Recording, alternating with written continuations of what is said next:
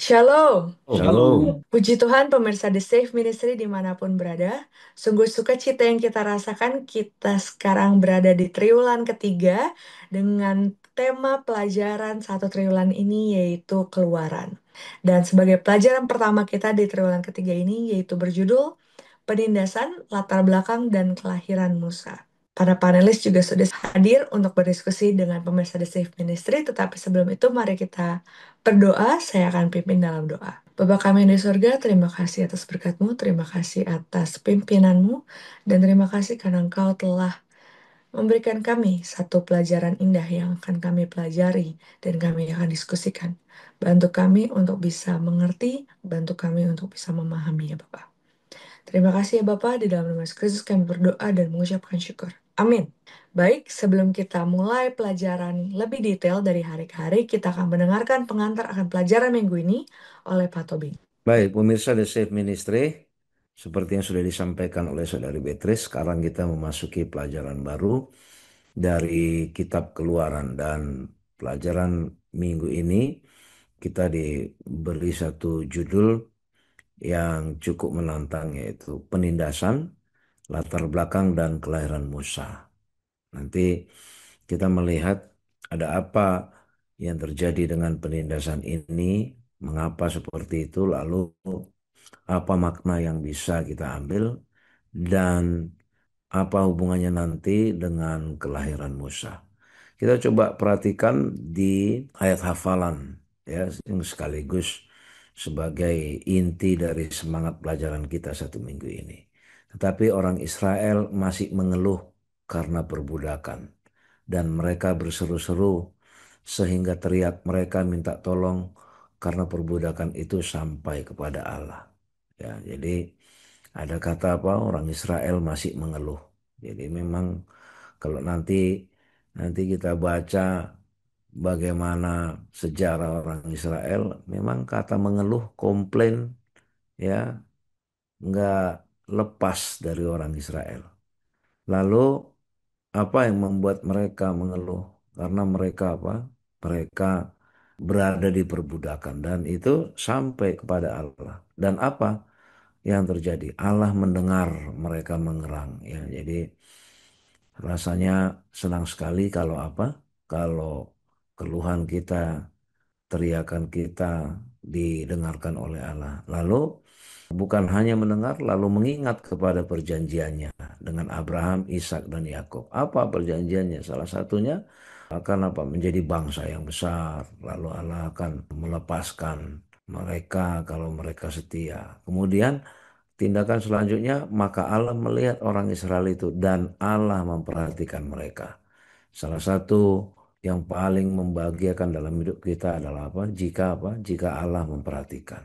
Dan Allah memperhatikan apa yang dialami oleh bangsa Israel pada saat itu. Pemirsa The Saint Ministry, kalau kita belajar mengenai keluaran, nanti kita akan menemukan apa? Berbagai macam kisah, ya, kisah-kisah terutama mengenai apa? Mengenai penindasan, mengenai bagaimana dipinggirkan, dianiaya, dieksploitasi, ya, direndahkan. Kenapa? Kita tentu ingat sejarahnya mengapa mereka ada di perbudakan, dan di perbudakan mana ini? Tentu di perbudakan Mesir. Kita kembali sedikit, ya, bagaimana karena terjadi kelaparan, ya, terjadi kelaparan, lalu mereka datang ke Mesir. Kok bisa datang ke Mesir? Ya, ingat sejarah bagaimana Yusuf yang dibuang oleh saudara-saudaranya, dijual, ya, dan pendek cerita ternyata malah jadi pembesar di Mesir. Ya, pembesar di Mesir, lalu kemudian ketika terjadi kelaparan itu, ya, Yusuflah yang menyelamatkan mereka. Nah, lalu nanti kita akan melihat dari kitab Keluaran ini bagaimana reaksi Allah ketika dalam keadaan ditindas, direndahkan. Apakah Allah melupakan mereka? Ya, jadi apakah Allah juga tidak bertindak apa-apa? Jadi ternyata dari kitab Keluaran nanti kita akan belajar bagaimana kita yang merasa ditinggalkan, dilupakan, ya akan menemukan pengharapan karena apa? Karena Allah yang sama yang sudah menyelamatkan orang Ibrani itu juga lah yang menyelamatkan siapapun kita yang merasa ditinggalkan, dieksploitasi. Nah, jadi melalui keluaran nanti kita akan diberi penguatan, ya. Bagaimana bagaimana cerita-cerita campur tangan Allah yang selalu berpihak kepada umatnya, ya. Dan bahkan bukan hanya itu. Bahkan Allah sendiri yang mengambil inisiatif, ya. Allah sendiri yang mengambil inisiatif untuk membebaskan, ya, untuk membebaskan manusia yang tertindas. Dan kita tahu kalau kita hubungkan dengan kisah yang lebih besar, bagaimana Allah juga yang mengambil inisiatif untuk menyelamatkan kita dari perbudakan dosa. Jadi sebenarnya kisah orang Israel diperbudakan di Mesir itu adalah mini story, ya, mini story dari skenario besar Allah menyelamatkan kita dari apa? Dari perbudakan dosa. Apa yang diperlukan dari kita? Kita hanya diperlukan menerima dengan iman, ya. Diperlukan menerima dengan iman. Nggak usah apa, tidak perlu di tidak perlu kita ragu lagi. Tapi kita hanya perlu menerima dengan iman. Nah, demikianlah nanti kita akan pelajari bagaimana kasih Allah yang ditunjukkan kepada kita melalui beberapa banyak kisah yang terjadi di Kitab Keluaran, dan sebagian kecil nanti kita mulai pelajari di dalam minggu ini. Demikian pemirsa di Sweet Ministry dan Saudari Beatrice. Baik, Pak Tobing. Pemirsa The Safe Ministry, sebagai topik pertama kita akan mempelajari dari Kitab Keluaran pasal pertama, yaitu mengenai umat Allah di Mesir. Kita akan mendengarkan uraiannya dari Pak Tobing. Silakan, Pak Tobing. Baik, seperti yang kita sudah pelajari tadi, ya, bagaimana kok ceritanya ada umat Allah ada di Mesir, ya, kalau kita baca di Keluaran 1 ayat 1 sampai 7 itu, ya, jadi anak-anak Yakub, ya, anak-anak Yakub bersama dengan Yakub ketika diminta oleh Yusuf supaya datang ke sana, mereka datanglah ke Mesir. Ada siapa aja? Ruben, Simeon, Lewi, Yehuda, Isakar, Zebulon, Benyamin, Dan, Naftali, Gad, sama Asher, ya. Lalu berapa banyak mereka? Awal mula 70 jiwa, ya. 70 jiwa di luar Yusuf, ya. Lalu matilah Yusuf dan semua saudara yang seangkatan dia. Tapi apa? Orang Israel beranak cucu dan tak terbilang jumlahnya, ya. Mereka bertambah banyak dan dengan dahsyat berlipat ganda. Jadi awal mula dari 70 orang sejarahnya. Ya, dari 70 orang datang ke sana, lama-kelamaan beranak pinak istilahnya, ya, beranak cucu jadi berlipat ganda. Nah, lalu apa pembelajaran yang kita dapatkan? Satu, ya, bagaimana Allah menyertai mereka, memberikan berkat berlipat ganda melalui apa? Melalui dengan bertambahnya mereka di sana. Bahkan kalau nanti di ketika kisah mereka keluar dari Mesir itu jumlahnya menjadi apa? Menjadi kira-kira 600.000 orang yang berjalan kaki, itu belum termasuk anak-anak, ya, belum termasuk anak-anak. Lalu kita melihat lagi apa yang terjadi setelah mereka beranak pinak di sana. Nah, ketika Yusuf dan seangkatannya sudah pada mati, lalu muncullah raja baru. Kebetulan raja baru yang di Mesir itu tidak kenal Yusuf, ya, artinya tidak kenal, tidak pernah hidup bersama langsung dengan Yusuf. Mungkin sejarah bisa saja dia tahu bahwa dulu ada namanya Yusuf. Lalu dia bilang, ya, raja ini bilang ke rakyatnya, bangsa Israel itu sangat banyak dan lebih besar jumlahnya daripada kita. Ya, bayangkan misalnya kita sebuah negara lalu datang sekelompok orang dari negara lain, malah pendatang itu lebih banyak dari penduduk lokal, ya, ya, rajanya mulai mulai ketar-ketir juga. Nah, kita harus bijak nih bilang supaya mereka jangan sampai lebih banyak lagi bertambah. Kenapa? Kalau satu waktu ada perang misalnya, seandainya mereka ini bersekongkol bersekutu sama musuh, kita yang diperangi, ya kan? Kita yang diperangi, kita kalah. Nah, lalu apa? Lalu si raja ini dia tempatkanlah pengawas-pengawas Rodi, kayak pengawas kerja paksa. Ya untuk apa? Untuk menindas. Jadi mereka mereka dibuat kerja paksa, lalu diangkatlah istilahnya para supervisor yang mengawasi mereka, dan mereka-mereka ini memang kerjaannya disuruh untuk menindas, disiksa lah orang-orang Israel yang kerja di situ. Dan mereka harus disuruh apa?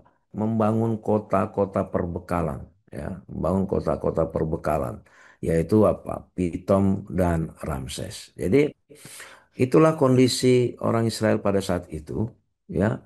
Kondisi orang Israel pada saat itu, bagaimana situasi yang akhirnya apa? Yang tadinya mereka ya sudah sempat senang, ya, udah bisa beranak pinak banyak seperti itu. Lalu tiba-tiba karena datang raja yang baru ini, direncanakanlah supaya mereka ditindas, jangan jangan sampai berkembang biak mereka, gitu. Nah, jadi jangan sampai nanti jadi lebih banyak, orang lokalnya nanti malah yang lebih sedikit dan dikuasai. Sering terjadi seperti ini kan, ya. Katakanlah misalnya seperti kalau di Indonesia, di Jakarta misalnya, itu penduduk pendatang jauh lebih banyak daripada orang lokal kan. Jadi bahkan kita sudah cukup sulit menemukan orang lokalnya. Kira-kira seperti itu kondisinya. Tapi si raja ini merencanakan kejahatan. Tapi apa yang terjadi? Apakah Tuhan biarkan, ya? Apakah Tuhan biarkan mereka? Oh, di Keluaran 1 ayat 12 dibilang makin ditindas, makin bertambah banyak dan berkembang mereka. Ini sepertinya satu hukum alam, ya.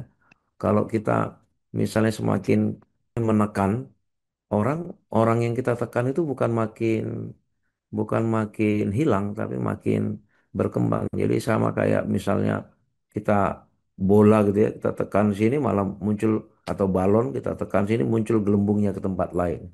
Kira-kira seperti itu, ya, makin ditindas malah makin banyak mereka.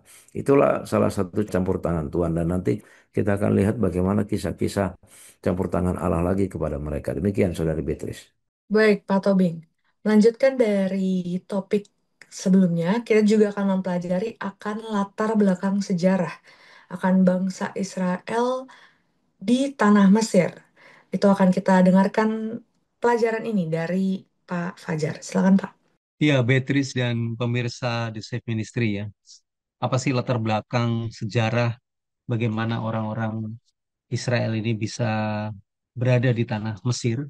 Yaitu ketika keluarga Yakub itu mengalami kelaparan di tanah Kanaan, dan singkat cerita Yusuf pada saat itu sebagai penguasa atau perdana menteri ya, mengajak seluruh keluarganya yang di Kanaan ini untuk tinggal menetap di Mesir. Jadi pada akhirnya banyak sekali orang-orang Israel pada waktu itu yang berpindah dari Kanaan ke Mesir. Nah, setelah beranak cucu ya tadi ya, seperti yang disampaikan oleh panelis saudara Elvin, mereka semakin banyak, dan ini menjadi satu kekhawatiran bagi orang-orang Mesir, sehingga orang Mesir ini mengambil satu tindakan ya, ingin mengurangi populasi orang-orang Israel yang tinggal di Mesir. Namun sebelumnya kita coba baca latar belakang sejarah ketika bangsa Israel itu pindah ke Mesir, yaitu terdapat pada Kejadian 41 ayat yang ke-41. Selanjutnya Firaun berkata kepada Yusuf, dengan ini aku melantik engkau menjadi kuasa atas seluruh tanah Mesir.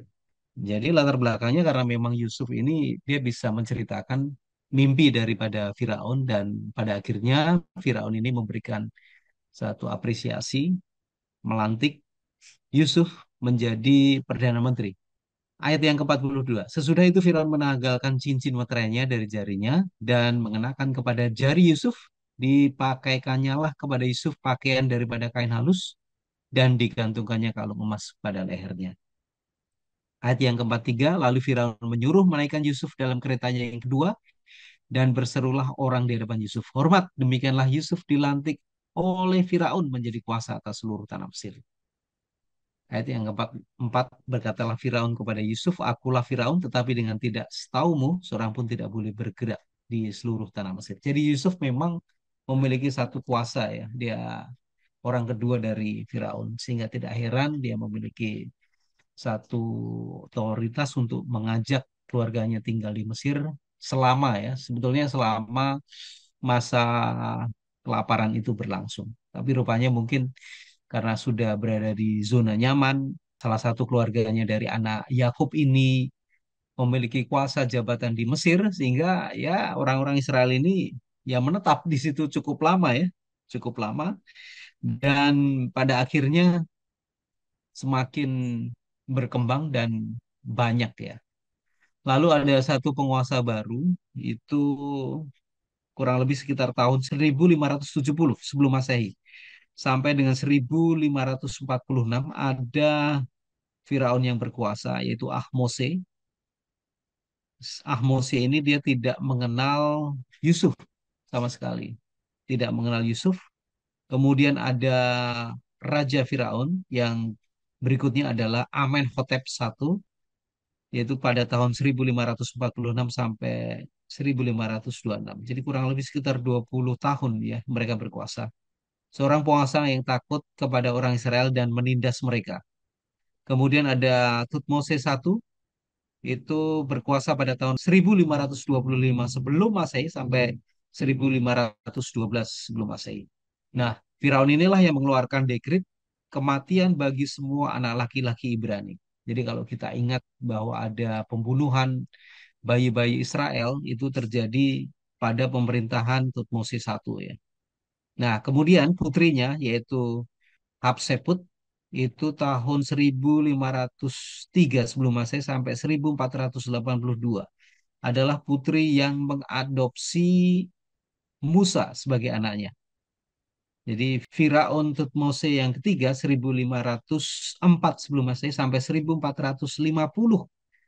Nah, dia yang berkuasa selama beberapa waktu menjadi menteri bersama dengan putri dari Tutmosis I.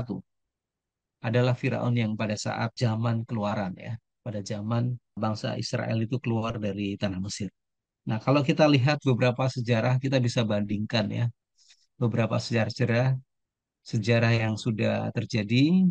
Jadi kalau kita lihat bahwa bangsa Israel ini memang sudah berpindah dan menetap di Mesir, yaitu ketika Yusuf itu menjadi perdana menteri, kemudian mereka berkembang biak, banyak ya, banyak keturunan-keturunannya, dan pada akhirnya lahir Musa, dan Musa diselamatkan oleh Tuhan, yaitu diadopsi oleh putri Firaun yang bernama Hatshepsut.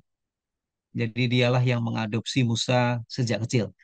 Namun meskipun banyak sekali penderitaan, pada akhirnya bangsa Israel itu tetap menjadi budak dan Allah tidak pernah sama sekali melupakan umatnya ya.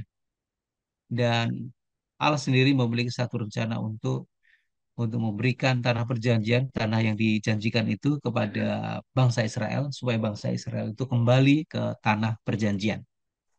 Nah, betapapun penderitaan yang dialami oleh bangsa Israel, kita tahu bahwa kita dapat mempercayai Allah seburuk apapun keadaan kita, penderitaan yang kita alami.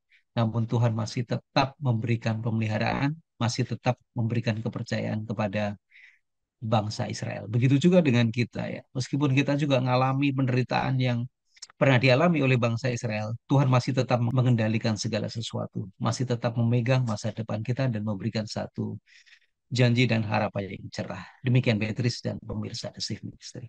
Baik, Pak Fajar. Pemirsa The Safe Ministry, selanjutnya kita juga akan mendengarkan akan kisah atau peristiwa bagaimana para bidan Ibrani, yang dimana Allah terus menjaga bangsa Israel, walaupun dalam kesusahan. Kita akan dengarkan penjelasannya dari Pak Tobing. Silakan, Pak.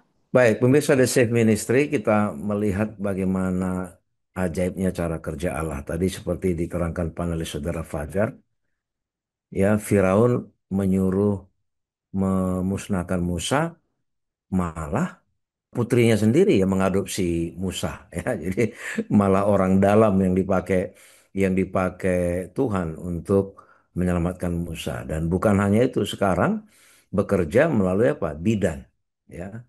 Bidan-bidan. Jadi ada tercatat di sini bahwa pada saat itu ada dua bidan ya ada dua bidan yang digunakan oleh Allah untuk menyelamatkan Musa, ya. Jadi Firaun memerintahkan kepada Sifra dan Pua ini, ya, nama dua bidan itu. Jadi dia bilang kalau nanti kalian berdua menolong perempuan Ibrani waktu bersalin, perhatikan ya waktu lahir. Kalau laki-laki langsung bunuh, dia bilang. Kalau perempuan bolehlah hidup. Ya. Tapi apa? Bidan-bidan Ibrani itu, ya ini bidan-bidan Ibrani tentu berbangsa Yahudi, ya. Hanya mereka sudah lama di pembuangan. Mereka takut akan Allah dan nggak dilakukan apa yang dikatakan oleh Raja Mesir itu. Dan malah bayi-bayi itu dibiarkan hidup. Lalu Raja Mesir panggil lah bidan itu. Kenapa kamu biarkan ini bayi-bayi hidup seperti itu? Bidan-bidan itu bilang, ya, dia bilang gini, soalnya perempuan Ibrani itu nggak sama perempuan Mesir, dia bilang. Loh kenapa? Perempuan Ibrani itu kuat-kuat. Kami belum datang, mereka udah melahirkan. Nah itulah jawabnya si dua bidan itu, ya. Saya tidak tahu persis, ini memang kenyataannya begitu atau sedikit kamuflase atau sedikit bohong, ya. Tapi itulah yang terjadi, ya. Bagaimana dua bidan yang takut kepada Tuhan, itulah yang mereka mengerti untuk cara menyelamatkan diri dan cara menyelamatkan laki-laki Ibrani yang lahir. Ya, dia bilang beda loh perempuan Ibrani itu, dibilang, ya. Jadi mereka lebih kuat dari perempuan Mesir. Ya, kami belum datang, ya mereka udah lahir. Nah, jadi luar biasa, ya, Allah melalui bidan-bidannya berbuat baik, ya, dan bertambah banyak bangsa itu dan akhirnya berlipat ganda, ya. Lalu apa? Lalu Firaun perintahkan ke seluruh rakyatnya. Kalau begitu, ya, karena dia pikir ini nggak bisa dipakai ini bidan-bidan ini, ya. Lalu dia bilang ke rakyatnya, lemparkan semua anak laki-laki orang Ibrani ke Sungai Nil. Kalau perempuan, ya nggak apa-apa lah, biarlah mereka hidup. Ini lihat bagaimana pemirsa The Safe Ministry, ya, bagaimana Allah bekerja dengan cara yang tidak bisa dibendung. Ya tadi Putri Firaun dipakai mengadopsi Musa, kemudian lagi bidan-bidan, ya, yang sudah jelas diperintahkan untuk memusnahkan atau membunuh siapapun bayi laki-laki, malah Tuhan pakai untuk menyelamatkan dan bahkan nggak takut, ya nggak takut. Ini luar biasa loh dua bidan ini, ya, dipanggil langsung sama Firaun tapi mereka nggak takut dan mereka memberi jawaban yang Firaun sendiri nggak bisa, ya tidak bisa memberikan bantahan, ya. Ini yang luar biasanya. Jadi pemirsa di Safe Ministry tidak usah khawatir, ya. Kisah bagaimana kejahatan Firaun untuk memusnahkan orang Yahudi itu melambangkan sebenarnya bagaimana iblis juga setan itu menginginkan kematian kita, ya. Tapi apa? Tapi Allah menggunakan orang-orang yang setia untuk apa? Untuk menyelamatkan. Dan cara Tuhan apa? Selalu cara yang terbaik dan di luar pemikiran kita. Dan kita harus banyak belajar dari dua bidan ini. Bidan yang tidak takut, ya, kepada Raja Mesir, tapi dia takut kepada Allah walaupun mereka di pembuangan, ya, mereka tidak takut kalau nyawa mereka nanti akan dibunuh oleh si Raja Mesir itu, ya, yaitu Firaun, dan malah mereka dengan berani tegas menjawab, ya, bahwa perempuan Ibrani itu beda dengan perempuan Mesir dan intinya mereka digunakan Tuhan untuk apa? Menyelamatkan bayi laki-laki. Dan apa yang terjadi? Tuhan berkati dua bidan ini apa? Diizinkan Tuhan juga punya rumah tangga yang baik, ya, dan tidak tersentuh oleh apa? Oleh Raja Mesir. Demikian saya pikir pemirsa di ministry, ya, kita ambil pelajaran kesetiaan dan ketakutan para bidan ini kepada Tuhan dan itu yang Tuhan gunakan untuk menjadi jalan keselamatan. Demikian pemirsa di Safe Ministry. Baik, Pak Tobing. Selanjutnya dari peristiwa-peristiwa sebelumnya, maka di topik kali ini kita mengetahui bahwa Musa dilahirkan dan itulah yang akan kita diskusikan bersama oleh Pak Fajar. Silakan, Pak. Ya, jadi Beatrice dan pemirsa The Safe Ministry ya. Ketika Musa itu dilahirkan, ya dengan selamat, memang orang tuanya itu sempat menyimpan ya selama 3 bulan pertama ya, 3 bulan pertama. Jadi Musa ini dilahirkan, terlihat bahwa anak itu cantik, sebetulnya ganteng dia. Disembunyikan 3 bulan lamanya. Dan kalau kita lihat dalam Keluaran 2 ayat yang ketiga, tetapi ia tidak dapat menyembunyikan lebih lama lagi. Ini orang tuanya ya. Tidak dapat menyembunyikan lebih lama lagi, sebab itu diambilnya sebuah peti pandan, dipakainya dengan gala-gala dan ter, diletakkannya bayi itu ke dalamnya, dan ditaruh peti itu di tengah-tengah Teberau, di tepi sungai Nil. Jadi orang tuanya ini menyembunyikan Musa itu di sungai Nil dan diawasi oleh kakaknya yaitu Miriam untuk melihat ya dari jauh apa yang nanti terjadi dengan adiknya. Tetapi rupanya putri dari Firaun ini pada saat itu sedang mandi dan dia melihat ada satu peti yang terapung-apung di tengah-tengah Teberau itu. Kemudian dia minta kepada hamba-hambanya atau dayang-dayangnya untuk mengambilnya. Jadi ketika putri itu dia membuka membuka peti tersebut, dilihatnya lah bayi itu dan tampaknya anak itu menangis sehingga timbul rasa iba, belas kasihan kepada dia dan dia berpikir bahwa wah ini barangkali ini adalah bayi dari orang Ibrani karena dia lihat bayi ini adalah laki-laki dan harusnya dibunuh. Kemudian karena melihat anak itu menangis, ada satu rasa kasihan yang muncul. Saya yakin ini adalah salah satu rencana Tuhan ya. Kita tidak tahu latar belakang apakah putri Firaun ini memang memiliki kerinduan, punya anak laki-laki dan belum diberikan. Kita tidak tahu juga, tidak ada yang menyatakan. Tapi yang jelas ketika dia melihat peti yang di mana bayi Musa itu berada, ada satu timbul rasa kasihan ya, rasa kasihan. Dan dia berpikir ya bahwa ini tentunya pasti ini bayi Ibrani yang sedang disembunyikan, takut itu akan dibunuh. Kemudian Maryam ini dia mendekati putri Firaun dan dia katakan, apakah akan kupanggil Tuan Putri seorang inang penyusu dari perempuan Ibrani untuk menyusukan bayi itu bagi Tuan Putri. Ini luar biasa sekali loh.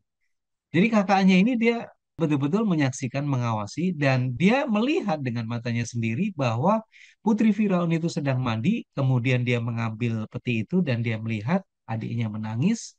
Dia mendekati Putri dan dia katakan, apakah saya bisa panggilkan inang penyusu, inang penyusu yang akan menyusui bayi ini untuk Putri Firaun. Wah, luar biasa. Dan sahut Putri Firaun kepadanya, baiklah. Lalu pergilah gadis itu memanggil ibu bayi itu. Putri Firaun sama sekali tidak tahu yang dipanggil itu sebetulnya adalah ibu sesungguhnya dari Musa ya. Maka berkatalah Putri Firaun itu kepada ibu itu, bawalah bayi ini dan susukanlah dia bagiku. Maka aku akan memberi upah kepadamu. Kemudian perempuan itu mengambil bayi itu dan menyusuinya. Ya, pemirsa di Safe Ministry ini luar biasa sekali ya. Dari rasa takut karena memiliki bayi laki-laki yang mana itu harus dibunuh ya oleh orang Mesir. Tapi dengan rencana Tuhan, Musa ini dapat diselamatkan. Musa dapat diselamatkan. Apa sih arti Musa ya? Arti Musa ini sebetulnya ditarik keluar dari sungai. Dan berapa lama sih Musa itu tinggal di rumah orang tua sebetulnya ya? Orang tua yang sesungguhnya. Mari kita baca dalam Keluaran 2 ayat 9. Maka berkatalah putri Firaun kepada ibu itu, bawalah bayi ini dan susukanlah dia bagiku, maka aku akan memberi upah kepadamu. Kemudian perempuan itu mengambil bayi itu dan menyusuinya. Ketika anak itu telah besar, dibawanyalah kepada putri Firaun. Dia mengangkatnya menjadi anaknya dan menamai dia sebagai Musa, sebab katanya, karena aku telah menariknya dari air. Jadi dari rumah Musa itu sendiri dipelihara oleh orang tuanya yang sesungguhnya selama 12 tahun. Musa sebetulnya mendapatkan pengajaran dari ibunya asli dan dia mengetahui betul akan latar belakang dia sebagai seorang Israel dan ketika dia sudah beranjak dewasa, Musa harus diserahkan kepada putri Firaun dan diangkat menjadi anaknya ya, dan menamai dia sebagai Musa karena aku telah menariknya dari air. Ini bahasa dari Mesir itu sendiri, ditarik keluar ya. Nah, apa sih pelajaran yang bisa kita ambil dari peristiwa Musa ini? Meskipun ada satu penderitaan ya, tapi Tuhan masih tetap ya memonitor ya, mengawasi akan kehidupan Musa itu sendiri. Dan rencana Musa itu adalah pemimpin yang akan membebaskan bangsa Israel keluar dari tanah Mesir. Tuhan memelihara akan umatnya.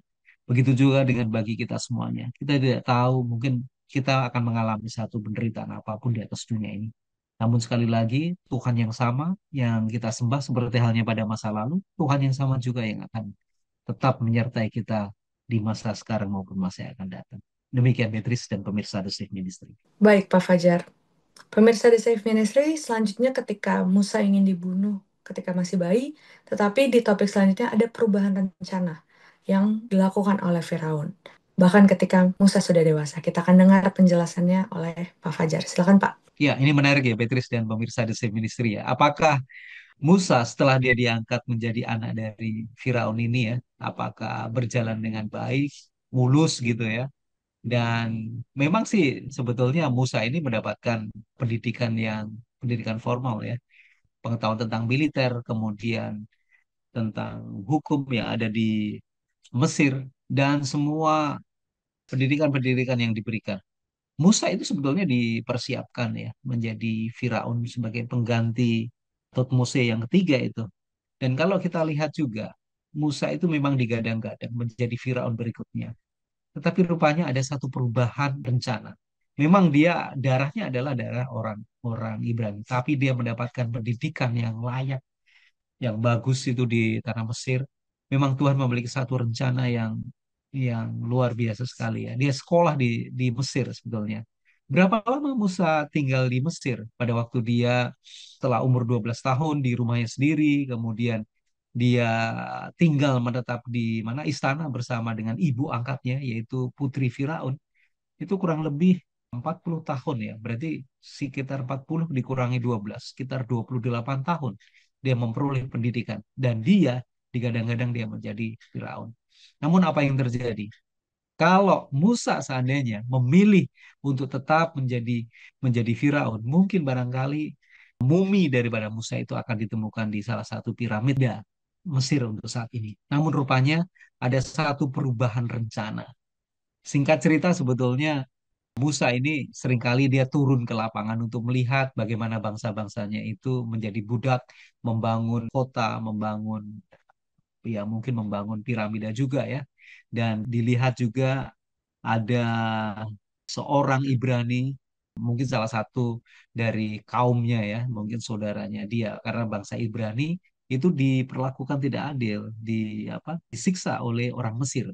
Dan pada akhirnya Musa itu tergerak hatinya, dia bunuh orang Mesir ini, kemudian dia tutupi pasir supaya tidak dilihat. Tapi rupanya apa yang dilakukan oleh Musa ini dilihat oleh orang-orang Ibrani dan ini menjadi satu rumor. Bahkan sampai terdengar sampai di telinga Raja Firaun pada saat ya berkuasa pada saat itu juga. Kemudian Raja Firaun ini dia berpikir, wah ini Musa jangan-jangan dialah yang akan menjadi pemimpin yang menggerakkan orang-orang Israel untuk memberontak kepada Raja Mesir.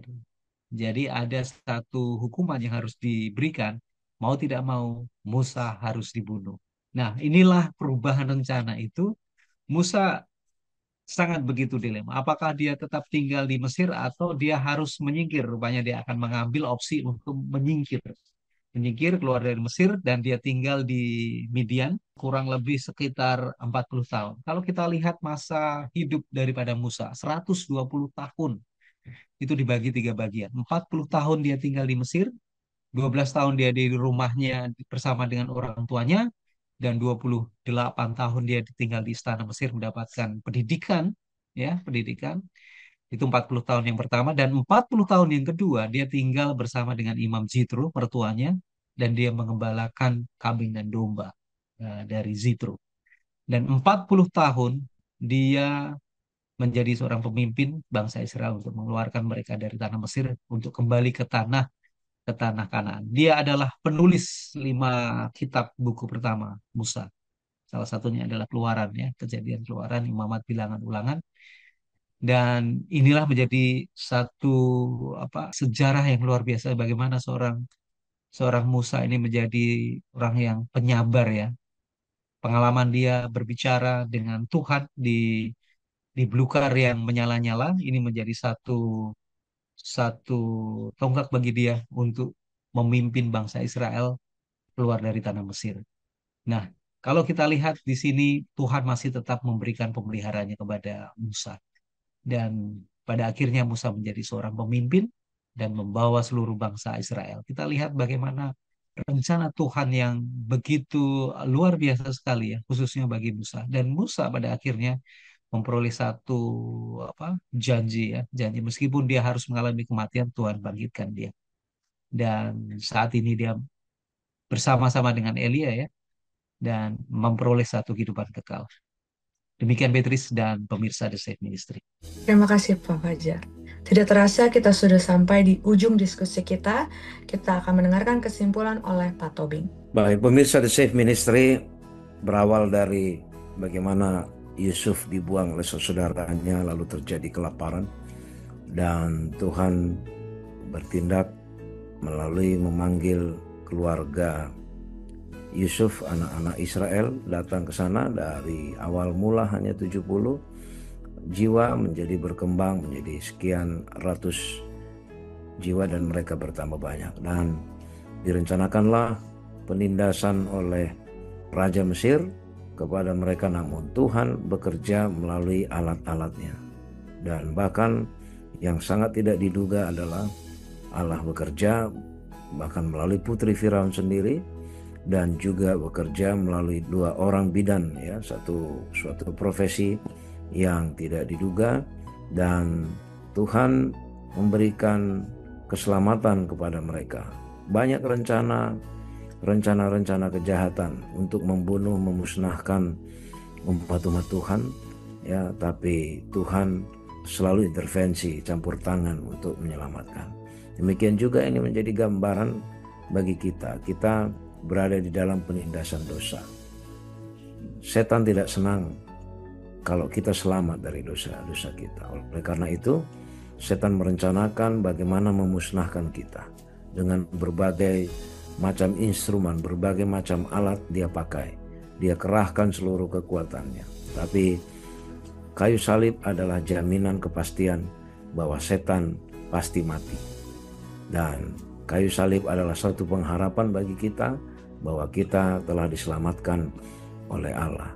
Oleh karena itu pemirsa The Safe Ministry, pelajaran awal di kitab Keluaran ini biarlah menginspirasi kita agar tidak ada keraguan di dalam kesulitan apapun.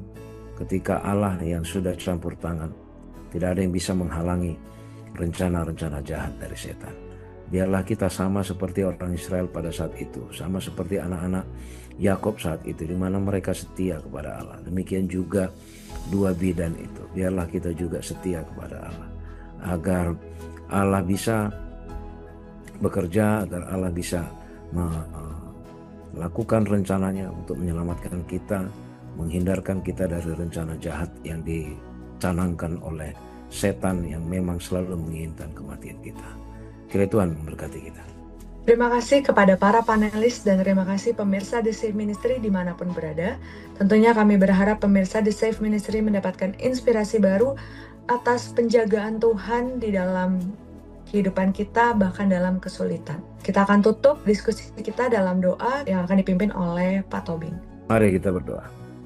Bapa di sorga, terima kasih Tuhan, pelajaran yang sederhana namun begitu baik bagi kami, bahwa penindasan yang dialami oleh orang Israel yang lalu, yang digagas oleh setan, Tuhan tetap bertindak turut campur tangan. Dan ini memberikan gambaran bagi kami, penindasan yang setan lakukan kepada kami melalui penggodaannya agar kami jatuh selalu ke dalam dosa. Tuhan campur tangan, Tuhan menyelamatkan kami. Setan selalu menginginkan kematian kami, tapi Engkau selalu menginginkan keselamatan kami Tuhan, dan Engkau sudah membuktikan di kayu salib.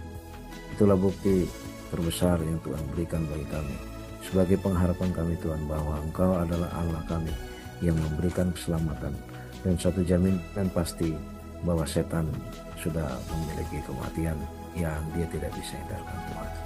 Bapa di surga, biarlah Engkau berkati kami agar Engkau dapati kami setia, sehingga kami boleh Tuhan menjadi alat-alat yang Tuhan gunakan juga untuk menjadi jalan keselamatan bagi orang-orang yang rindu mengenal Engkau Tuhan. Terima kasih Tuhan. Mohon ampun kami dari pelanggaran dan dosa yang kami perbuat. Dalam nama Yesus kami berdoa. Amin. Amin. Puji Tuhan atas pelajaran indah yang baru saja kita diskusikan dan kita dengarkan. Bagaimana Tuhan yang akan selalu melindungi kita dan menjaga kita. Kami juga mengingatkan kepada pemirsa di Safe Ministry untuk terus bersama dengan channel kita dalam pelajaran Sekolah Sabat. Oleh karena itu, jangan lupa tinggalkan pesan komentar, suka dengan video kami, dan juga bagikan video ini kepada orang-orang sekitar. Sampai bertemu di pelajaran berikutnya. Tuhan Yesus memberkati kita semua. Shalom. Shalom. Halo. Tuhan memberkati.